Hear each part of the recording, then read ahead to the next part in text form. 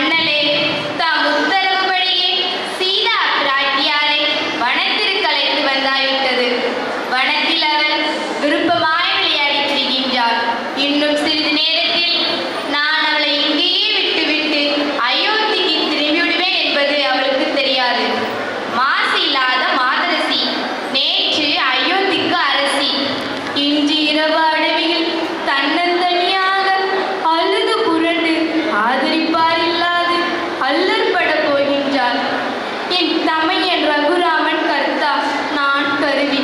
அவருக்கு பணிவிடை செய்வதை தவிர வேறொன்றும் நான் அறியேன். இன்று சீதை வனத்தில் விட்டுவிடுவதை எனக்கு கடமையாய் அமர்ந்திருக்கிறது. இது கொடியதிலும் கொடியது. இத்தகைய கொடிய செயலை செய்ய எந்த வீரன்தான் துணிவான்? அதோ சீதை வனத்தை சுற்றி பார்த்து கொண்டு வருகிறார். என் துயரத்தை மறைக்க முயல்வேன். லக்ஷ்மணா, கங்கை கரையில் மறுபடியும் சில நாட்கள் வசிக்க வேண்டும் என்று என் உள்ளத்தில் வெகு நாட்களாக ஏற்பட்டிருந்தாவா இன்றுதான் நிறைவேறிற்று. இதோ பார், தன் சிற்றலைகளாகிய கைகளினால் கங்காதேவி என்னை எவ்வளவு அன்புடன் அழைக்கிறாள். நறுமணத்தையும் நீர்த்து விளைகளையும் சேர்த்து வீசும் காற்று நம் களைப்பை எவ்விதம் நீக்குகிறது பார்த்தாயா? இவ்வியற்கை அழகு காட்சிகளை நாம் அயோத்தியில் பெற முடியுமா? தாயே, தாங்கள் சொல்வது முற்றிலும் சரி. நானும் கூட நகரத்திற்கு திரும்பாமல் இங்கேயே தங்கிவிட்டால் எவ்விதம் மகிழ்வேன் என்பதை நீங்கள் அறிய முடியாது. எல்லாம் சரி. என் கண் போன்ற, என் உயிர் போன்ற, என் தெய்வமாகிய ரகுராமன் இல்லாவிடில் எந்த இடமும் அழகு குன்றி விடுகிறது. நானே விரும்பி வந்த பொழுதிலும் என் கணவன் ராமனை விட்டு தனியே வந்ததை குறித்து வருந்துகிறேன். ஐயோ, நான் என்ன சொல்வேன் அம்மா? எதுவும் தோன்றவில்லையே. மைந்தா, வருந்தாதே. நாம் விரைவில் திரும்பி விடலாம். லக்ஷ்மணா, ஏன் என் மனதில் ஒரு மாதிரி நடுக்கம் ஏற்படுகிறது? ஏதோ தீமை ஏற்படுமோ என அச்சமடைகிறேன். சரி சரி, பார்த்தது போதும். தேரை திருப்பு, நாம் அயோத்தி செல்லலாம். தாயே, நான் என்ன சொல்வேன்? ஒன்றும் தோன்றவில்லையே. லக்ஷ்மணா, உன் போக்கு எனக்கு கவலையை தருகிறது. உன் உள்ளத்தில் உள்ளதை மறைக்காமல் கூறு. தாயே, தாங்கள் அயோத்தி திரும்புவதற்கு நம் அரசரிடமிருந்து அனுமதி இல்லை.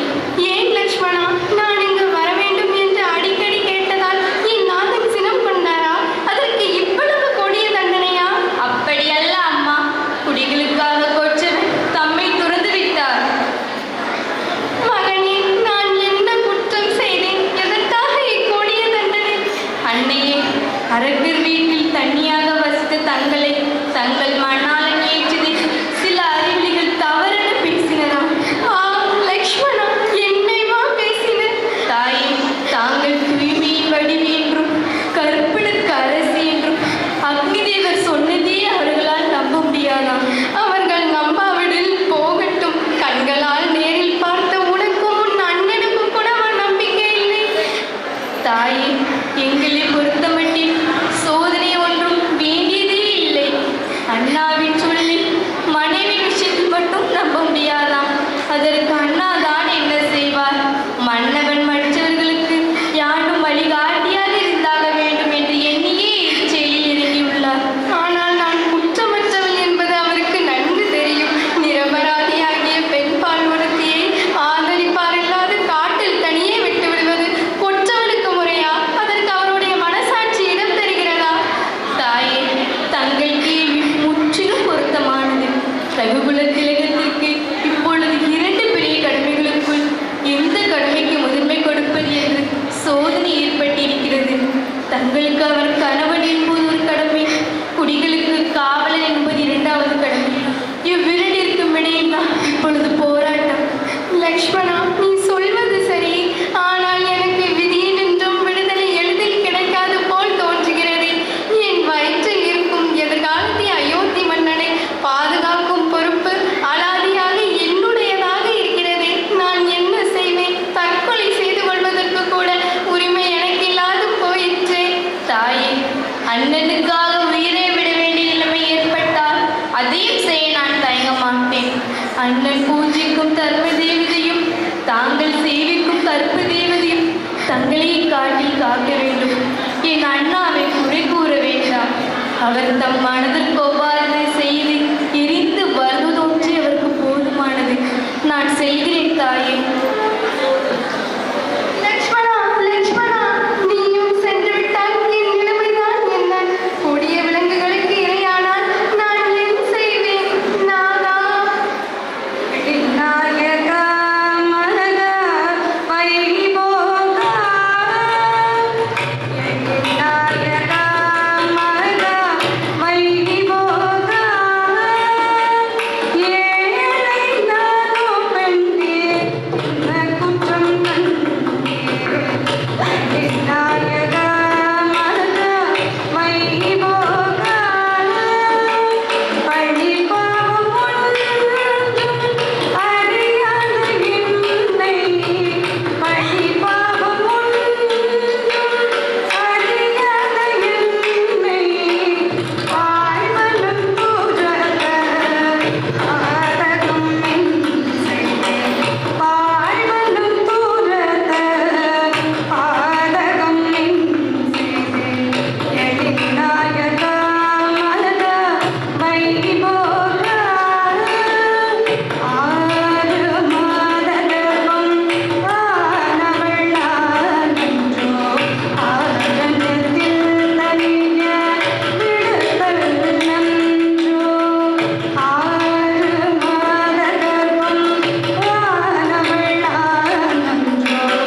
ஆரண்யத்தில் தனிய விடுதல் நன்றோ ஆறுதல் செய்தன்னை ஆதரிப்பாருண்டோ ஆறுதல் செய்தன்னை ஆதரிப்பாருண்டோ ஓ என் நாதா ஓ என் ராமா ஓ என் ராகவா ஓ என் பிரபு ஓ என் பிரியா ஓ என் ராணிசா.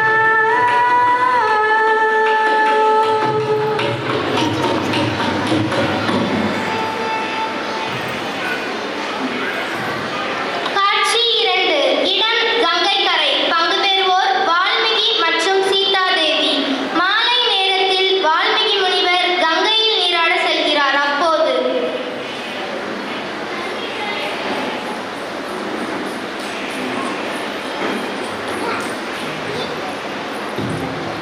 ஏனோ என் மனம் இன்று ஒரு விதமான கவலையை அடைந்துள்ளதே. இன்பமும் துன்பமும் கடந்த இவ்வுலகில் இன்பமும் துன்பமும் கடந்த ஒரு சம்பவம் எனக்கு ஏற்பட போவதாக உணர்கிறேன். சரி, கங்கையில் நீராடி மாலை தியானத்தை நடத்துவோம்.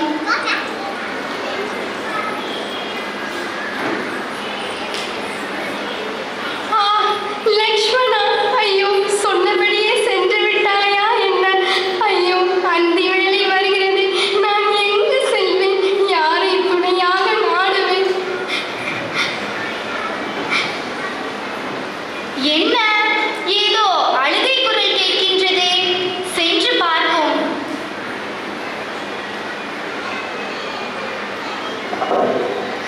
அம்மா, நீ யார்? தன்னந்தனியாக அஸ்தமன வேளையில் இந்த அடவியில் அழுது கொண்டிருக்கிறாயே. உனக்கு எவ்விதமான துன்பம் நேரிட்டது? தெய்வமே, எவ்வாறு என் நிலைமையை இவருக்கு உள்ளபடி அறிவுறுத்துவேன்? பெண்ணுறுத்தி தனது வரலாறு பரிதாபமானதாய் இருந்தால் அதையெல்லாம் வேற்றோராயிருக்கிற ஆண்களிடம் சொல்ல மாட்டாள். நாமே ஞான திருஷ்டியில் அறிந்து கொள்ளுவது நலம். மகளே சீதாதேவி, ஆம், நீ சீதைதான். எல்லா உண்மைகளையும் இப்பொழுது ஞான திருஷ்டியில் அறிந்து கொண்டேன். உன் தூய்மையையும் நன்கு உணர்கிறேன். கவலை நீங்குக. உன் தந்தை ஜனகனும் உன் மாமன் தசரதனும் எனது நண்பர்கள். என்னைத்தான் உலகத்தவர் வால்மீகி மகரிஷி என்பர். ஆதலால் நீ என் அருட்செல்வியாகிறாய். தந்தையின் இல்லத்தில் மகப்பேறு பெற வந்துள்ளதாக எண்ணிக்கொள். மற்றொரு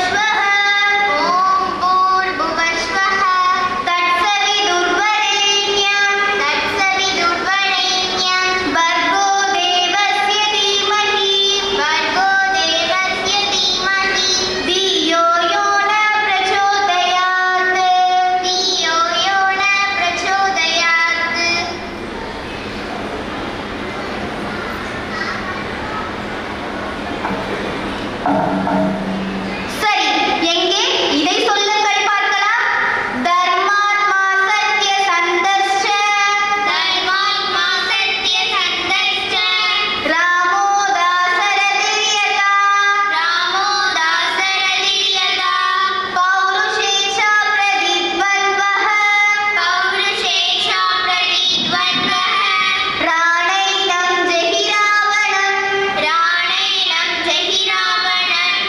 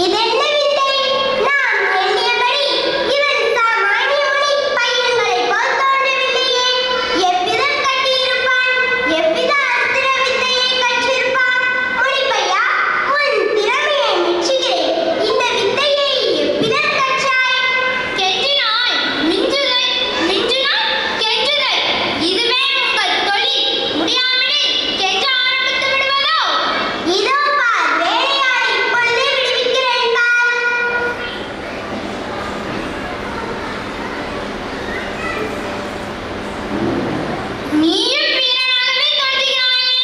என் அண்ணனும் உன்னை பார்த்தால் மகிழ்வான். இதோ என் அண்ணன் குஷன் வந்து விட்டானே. லவா, என்ன இது? விஷயத்தை சொல். அண்ணா, சற்று இரு. இவனுக்கு பதிலளித்து விட்டு வருகிறேன். வீரா, கருடாஸ்திரத்தை பிரயோகித்து வேலையானை விடுவித்து விட்டதற்கா இவ்வளவு தடபுடல்? அப்படியானால் கருடாஸ்திரமும் உனக்கு தெரியும் போல் இருக்கிறதே.